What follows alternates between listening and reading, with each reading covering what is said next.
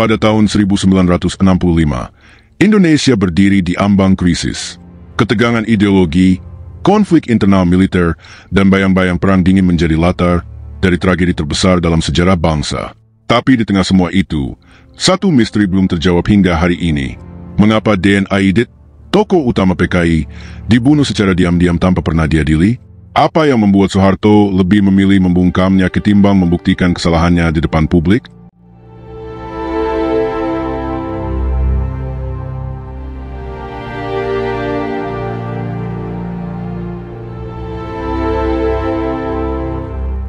Pada pertengahan dekade tahun 1960-an, Indonesia tidak hanya berada di ambang konflik ideologis, tetapi juga di dalam pusaran perebutan kekuasaan.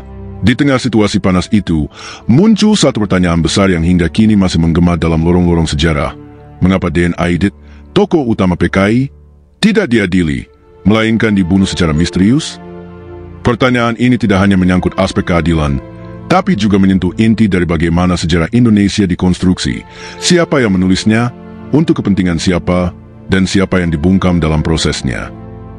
PKI, salah satu dari 4 pilar politik nasional. Untuk memahami tragedi tahun 1965 secara adil dan utuh, kita tidak bisa menyingkirkan posisi Partai Komunis Indonesia dari panggung utama politik nasional saat itu. PKI bukan sekadar partai oposisi, bukan pula gerakan bawah tanah. Ia adalah bagian resmi dan sah dari sistem politik Indonesia, berdiri sejajar dengan 3 kekuatan besar lainnya, Partai Nasional Indonesia, Nahdlatul Ulama, NU, dan Masyumi, 4 poros utama yang secara ideologis mewakili nasionalisme, Islam tradisional, Islam modernis, dan komunisme. Meskipun Masyumi dan Partai Sosialis Indonesia dibubarkan oleh Soekarno karena dianggap membangkang terhadap garis politik Nasakom, pengaruh mereka tidak serta-merta hilang. Para tokoh dan simpatisan kedua partai itu masih bergerak secara ideologis maupun birokratis. Beberapa di antaranya bahkan beraliansi diam-diam dengan militer atau kelompok-kelompok kanan untuk menyeimbangi pengaruh PKI yang terus membesar. Di tengah arus itulah, PKI tumbuh menjadi partai komunis terbesar di luar blok Uni Soviet dan Cina, dengan sekitar 3 juta anggota resmi, dan lebih dari 20 juta anggota organisasi massa afiliasinya seperti SOBSI, Buruh, BTI, Tani, Pemuda Rakyat, Gerwani, dan Lekra. PKI tidak hanya eksis di ruang sidang parlemen, tapi juga aktif di desa-desa, kampus, pabrik, sawah, dan bahkan dapur rumah rakyat miskin. Ia membawa harapan bagi kaum tertindas dan narasi anti-imperialis yang senada dengan garis konfrontatif Soekarno terhadap Barat. Namun, kekuatan besar ini justru menjadi sumber kecurigaan, ketakutan, dan akhirnya musuh bersama bagi mereka yang merasa terancam, termasuk militer, sebagian kelompok Islam, elit sipil non-komunis, dan tentu saja kekuatan-kekuatan asing yang berkepentingan mempertahankan status quo kapitalis. Dalam konteks itulah muncul problem serius. PKI dijadikan sasaran, bukan karena ia sendiri yang bersalah, tetapi karena ia terlalu besar, terlalu berpengaruh, dan terlalu berbeda. Bahkan ketika isu Dewan Jenderal mencuat, isu yang diyakini PKI sebagai konspirasi elit militer untuk menggulingkan Soekarno, respon partai ini tampak didorong oleh kecemasan bahwa skenario kudeta militer yang terjadi di banyak negara dunia ketiga akan segera terulang di Indonesia.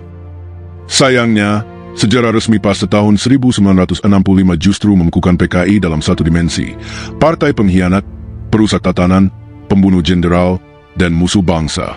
Narasi tunggal itu dikemas rapi dalam buku putih, sebuah dokumen resmi Orde Baru yang menegaskan bahwa PKI adalah dalang tunggal tragedi G30S. Tidak ada ruang untuk alternatif narasi, apalagi pemaknaan ulang terhadap peran dan posisi PKI dalam kerangka sosial politik yang lebih luas. Padahal, realitas sejarah jauh lebih kompleks. G30S tidak bisa dimaknai sebagai konspirasi PKI semata, melainkan sebagai hasil dari ketegangan politik yang melibatkan berbagai aktor dengan kepentingan berbeda. Militer dengan faksinya, Presiden Soekarno yang memainkan keseimbangan ideologis, kelompok Islam yang waspada terhadap komunisme, dan kekuatan intelijen asing yang bermain dalam bayang-bayang perang dingin. Angkatan Darat saat itu bukanlah institusi netral. Ia bukan sekadar alat negara, melainkan juga aktor politik dengan agenda sendiri. Intelijen militer, termasuk Kostrad dan BPI, Badan Pusat Intelijen, aktif menyusun strategi, membangun jaringan informasi, bahkan membentuk opini publik. Sementara itu, keterlibatan CIA, Mi-6, dan bahkan KGB tidak bisa dipandang sebelah mata, mengingat Indonesia merupakan prize geostrategis yang diperebutkan dalam konstelasi global Timur Barat. Namun semua itu hilang dari catatan sejarah resmi. Yang ditampilkan hanya satu wajah PKI sebagai penjahat dan Soeharto sebagai penyelamat. Narasi seperti ini tidak hanya menyesatkan secara intelektual, tapi juga menindas secara politik karena mematikan diskusi, menyingkirkan kompleksitas, dan memutihkan sejarah dari noda-noda keterlibatan pihak lain. Jika kita ingin membuka kembali sejarah dengan semangat kejujuran, maka posisi PKI harus dikaji ulang secara kritis dan proporsional. Tidak untuk menutupi kesalahannya, tetapi untuk menguak siapa saja yang sebenarnya bermain di balik layar dan mengapa mereka membutuhkan musuh besar bernama PKI untuk melanggengkan kekuasaan. Aidit, antara dalang, korban, atau kambing hitam? Dalam narasi resmi yang dibentuk oleh rezim Orde Baru, Dipa Nusantara Aidit digambarkan sebagai otak dari tragedi G30S. Dalang tunggal yang merancang, mengendalikan, dan menggerakkan seluruh operasi yang menewaskan 6 jenderal Angkatan Darat. Nama Aidit menjadi ikon dari segala yang dianggap jahat dan subversif, sebuah simbol kejahatan politik yang harus dihapus dari sejarah bangsa. Namun pertanyaannya, benarkah Aidit adalah dalangnya? Atau justru ia adalah korban dari skenario kekuasaan yang jauh lebih besar, yang melibatkan konflik internal militer, kecemasan elit Angkatan Darat, dan permainan intelijen global di tengah ketegangan Perang Dingin? Aidit adalah sosok pemimpin partai yang cerdas dan penuh strategi. Ia bukan perwira militer, bukan perancang operasi lapangan. Ia pemikir politik yang terbiasa bermain di level ide dan massa. Dalam logika struktural partai, ia adalah tokoh sentral, tetapi bukan operator. Lalu bagaimana bisa seseorang yang tidak memegang komando militer, tidak berada di lokasi kejadian, dan tidak terlibat langsung dalam operasi penculikan, dinyatakan sebagai dalang utama? Lebih dari itu, yang paling mencurigakan adalah cara negara memperlakukannya setelah tragedi itu terjadi. Setelah G30S pecah, Aidit tidak muncul di depan publik. Ia melarikan diri ke Jawa Tengah, bersembunyi, hingga akhirnya ditangkap oleh pasukan yang dipimpin Kolonel Yasir Hadibroto. Pada 22 November 1965, 2 bulan setelah peristiwa, Aidit dieksekusi tanpa proses pengadilan. Ia tidak pernah diberikan hak hukum sebagai warga negara, apalagi sebagai terdakwa kasus nasional. Tidak ada sidang terbuka, tidak ada kesempatan untuk membantah, menjelaskan, atau mengungkapkan versinya sendiri atas apa yang sebenarnya terjadi. Bahkan hingga hari ini, tidak pernah ada dokumen resmi yang mencatat secara rinci keterlibatan Aidit dalam merancang operasi G30S. Yang ada hanyalah asumsi, tuduhan sepihak, dan pengulangan narasi propaganda yang dibakukan oleh buku putih. Apakah ini karena memang Aidit bersalah dan harus segera dibungkam? Ataukah justru karena Aidit tahu terlalu banyak, dan jika ia bicara, akan membuka kebusukan skenario lain yang lebih dalam, termasuk kemungkinan keterlibatan elemen dalam Angkatan Darat sendiri? Aidit mungkin tahu tentang keberadaan Biro Khusus, unit rahasia di tubuh PKI yang dipimpin oleh Syam Kamaruzaman, yang disebut-sebut memiliki kedekatan dengan para perwira progresif dan bahkan dengan jaringan intelijen. Tapi sejauh mana ia mengendalikannya masih menjadi misteri. Beberapa peneliti bahkan berpendapat, Aidit telah diseret masuk ke dalam sebuah gerakan yang ia tidak sepenuhnya kendalikan, dan ketika semuanya meledak, ia menjadi kambing hitam yang paling mudah disalahkan. Ia tidak pernah memainkan peran setelah malam 30 September. Ia tidak mengeluarkan perintah. Ia tidak pernah bicara di Mahmilub, seperti halnya Kolonel Latif atau Leko Untung. Ia hanya diam, dan kemudian dibungkam untuk selamanya. Dan disinilah letak tragedi terbesar. Sejarah Indonesia telah mengadili seseorang yang bahkan tidak pernah diadili. Ia dihukum bukan melalui pengadilan, tapi melalui narasi politik yang dibekukan menjadi kebenaran nasional. Padahal, dalam setiap sistem yang adil, kebenaran sejarah tidak boleh ditentukan oleh siapa yang berkuasa, tapi oleh siapa yang bisa membuktikan dengan fakta. Aidit mungkin dalang, tapi bisa jadi ia hanyalah korban, atau bahkan pion yang dikorbankan dalam permainan kekuasaan yang jauh lebih kompleks. Dan selama pertanyaan-pertanyaan itu masih tabu untuk dibicarakan, maka sejarah kita belum selesai ditulis. Mengapa? Pertanyaan ini tidak bisa dijawab dengan satu kalimat. Karena di balik eksekusi diam-diam terhadap DNA Aidit, tersembunyi lapisan-lapisan kecurigaan yang begitu dalam, lapisan yang menyentuh titik pusat dari tragedi nasional 1965.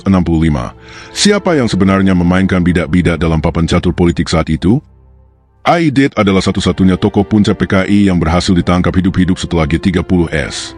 Tapi alih-alih diadili secara terbuka untuk membuktikan peran dan kesalahannya, ia justru dihilangkan secara cepat diam, dan sunyi. Tidak ada transkrip interogasi, tidak ada catatan resmi pemeriksaan, bahkan tidak ada proses mahmilu seperti yang dijalani Leko Untung, Kolonel Latif, atau Syam. Hanya berita singkat, Aidit telah ditembak mati. Lalu mengapa Soeharto, yang dalam narasi resmi disebut sebagai penyelamat negara, justru membungkam satu-satunya orang yang bisa mengonfirmasi versi sejarah yang selama ini diusungnya? Disinilah ruang gelap itu muncul. Apakah Soeharto takut Aidit akan bicara sesuatu yang tidak sesuai dengan narasi yang ia bangun? Aidit mungkin menyimpan informasi berbahaya tentang keterlibatan oknum Angkatan Darat dalam koordinasi diam-diam dengan elemen PKI atau Biro Khusus, kesepahaman atau komunikasi informal antara tokoh-tokoh progresif militer dan elemen sipil kiri, bahkan campur tangan kekuatan asing yang memainkan peran intelijen di balik layar, entah dari CIA, Mi-6, atau Blok Timur melalui jalur KGB.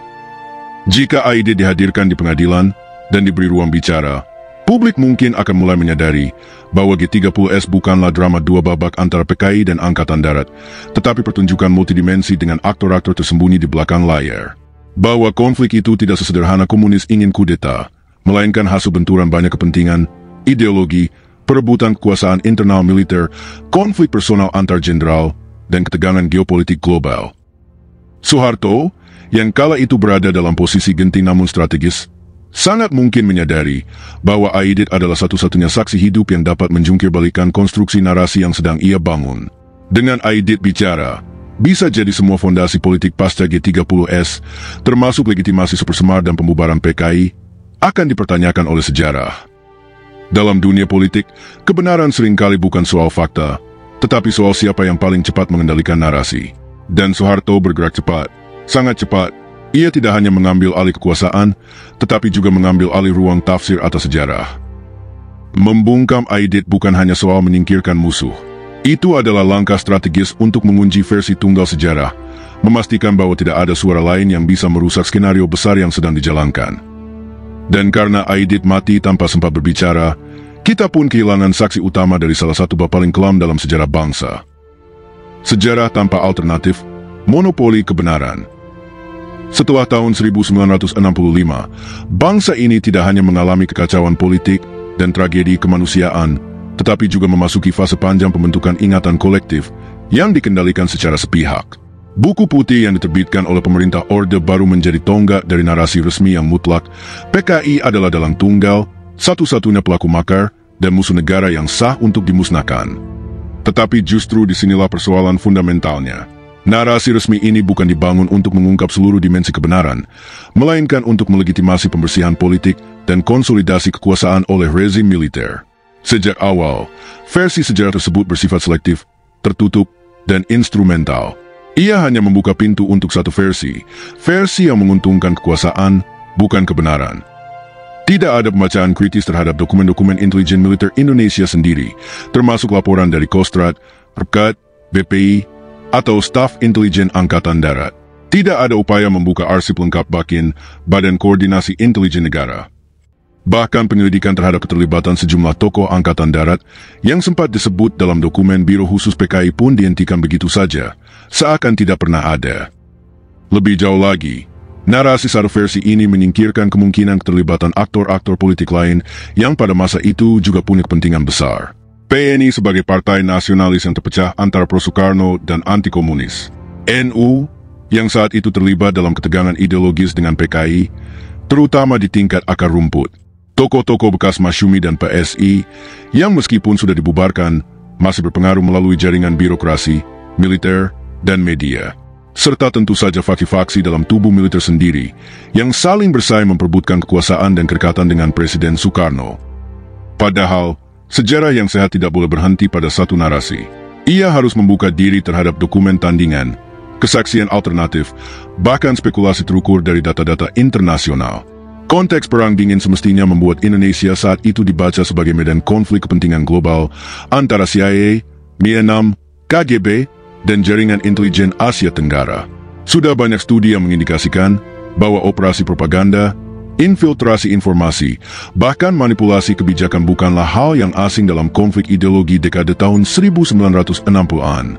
Inggris, Australia, dan Amerika Serikat memiliki program intensif untuk menggagalkan setiap peluang komunisme berkembang di Asia Tenggara, termasuk melalui kampanye rahasia dan pembentukan opini publik di Indonesia. Namun sayangnya, dokumen-dokumen dari luar negeri pun tidak pernah masuk ke dalam arus utama pendidikan sejarah Indonesia. Mereka tetap tersimpan di arsip-arsip CIA yang baru dibuka sebagian, atau laporan diplomatik Inggris yang hanya dibaca oleh segelintir peneliti. Dengan demikian, yang terjadi bukan sejarah, tapi rekayasa ingatan, yang dibentuk bukan pemahaman kolektif, tapi ideologi resmi yang tidak boleh digugat. Dalam konteks inilah kita melihat bagaimana sejarah berubah menjadi senjata kekuasaan, sejarah yang dipakai untuk menghapus lawan politik, untuk menakut-nakuti generasi muda, dan untuk membungkam wacana tandingan. Padahal, bangsa yang besar bukanlah bangsa yang hidup dari trauma yang direkayasa, melainkan bangsa yang berani menghadapi masa lalu dengan jujur, terbuka, dan berpandangan jauh ke depan. Sejarah tidak akan pernah tuntas, tetapi setiap generasi punya kewajiban untuk membongkar ulang narasi yang mapan agar kebenaran bisa keluar dari penjara versi tunggal. Warisan yang harus diungkap. Hari ini, di tengah keterbukaan informasi dan semakin tumbuhnya kesadaran sejarah kritis di kalangan generasi muda, narasi sejarah tunggal tak lagi cukup. Justru menjadi beban moral dan intelektual, jika kebenaran masa lalu terus dibiarkan terkunci dalam narasi milik penguasa. Sejarah harus dibuka sebagai ruang dialog, bukan sebagai penjara dogma. Salah satu warisan sejarah paling pahit adalah pembungkaman suara-suara yang tak pernah sempat berbicara. Dipa Nusantara Aidit, yang secara resmi dituding sebagai dalang G30S, tidak pernah mendapatkan pengadilan. Ia tidak diberi ruang untuk membela diri, tidak pernah dimintai kesaksian dalam forum resmi, dan tidak sempat menguraikan versinya atas peristiwa yang telah mengguncang bangsa. Ia ditembak mati secara diam-diam pada 22 November 1965 dalam sebuah eksekusi yang lebih menyerupai penghapusan jejak, bukan penegakan keadilan. Tindakan ini bukan hanya tragedi kemanusiaan, tapi juga tragedi epistemologis. Ia menghilangkan salah satu sumber utama yang bisa menjadi kunci untuk memahami siapa yang sesungguhnya merancang, memanfaatkan, atau menyabotase peristiwa G30S. Bila Aidit diadili secara terbuka, banyak kebenaran yang barangkali akan terbuka. Ia bisa saja membongkar terlibatan faksi militer tertentu, peran Biro Khusus PKI yang terpisah dari struktur formal partai, atau bahkan tekanan geopolitik dan campur tangan intelijen asing dalam eskalasi konflik internal Indonesia. Mengapa Soeharto membungkamnya? Pertanyaan ini seharusnya menjadi perhatian utama dalam penulisan sejarah alternatif, karena bisa jadi Aidit tahu terlalu banyak. Ia tahu titik-titik rapuh dalam struktur kekuasaan saat itu. Ia mungkin tahu siapa saja yang bermain di belakang layar, di kalangan tentara, birokrasi, bahkan di lingkungan istana. Dengan membungkam Aidit, Soeharto menutup pintu terhadap munculnya narasi tandingan yang bisa menggoyahkan legitimasi kekuasaannya. Ia sedang menyusun ulang peta kekuasaan nasional, dan suara seperti Aidit adalah batu sandungan yang tak boleh dibiarkan bersuara. Aidit mungkin bersalah, tapi ia juga mungkin hanyalah aktor pinggiran yang diseret dalam skenario besar yang tidak ia kuasai sepenuhnya. Ia mungkin tidak merancang operasi G30S, tetapi diposisikan sebagai simbol dari sebuah ideologi yang ingin dimusnahkan. Dalam skenario politik, tokoh jahat harus selalu ada, dan dalam narasi Orde Baru, Aidit adalah sosok sempurna untuk dijadikan dalang simbolik.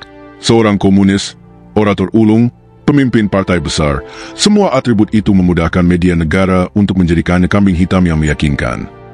Yang menjadi warisan problematik bagi generasi hari ini bukan hanya peristiwa G30S itu sendiri, tetapi cara kita memahami dan memperingatinya. Bila sejarah terus dibingkai hanya dari satu sudut pandang, kita akan gagal memahami kompleksitasnya. Kita akan terus hidup dalam bayang-bayang fiksi politik, bukan dalam cahaya pemahaman yang jernih. Warisan ini harus dibuka kembali, bukan untuk menghidupkan dendam ideologis, tetapi untuk memulihkan keadilan, memperluas perspektif, dan membangun fondasi sejarah yang adil bagi generasi masa depan. Sebab bangsa yang sehat bukan hanya bangsa yang bisa membanggakan kemenangan, tapi juga berani mengakui dan memahami luka-lukanya sendiri. Sejarah bukan hanya tentang masa lalu, ia adalah cermin untuk masa depan. Dan selama narasi-narasi semua masih dipertahankan, bangsa ini akan terus melangkah dengan kaki pincang, kehilangan arah dalam memahami siapa kita, dan bagaimana sebenarnya bangsa ini berdiri, dan dijatuhkan oleh bangsanya sendiri. Hari ini, pertanyaannya bukan lagi apa salah Aidit, tapi apa yang disembunyikan dari kita? Membuka sejarah tahun 1965 bukan untuk membangkitkan dendam, tapi untuk mengembalikan hak bangsa atas kebenaran. Karena hanya dengan memahami masa lalu secara jujur, kita bisa melangkah ke depan tanpa beban kebohongan. Bagaimana pendapatmu? Tinggalkan komentar. Jangan lupa like, subscribe, dan nyalakan bel notifikasi untuk konten sejarah yang tak diajarkan di sekolah.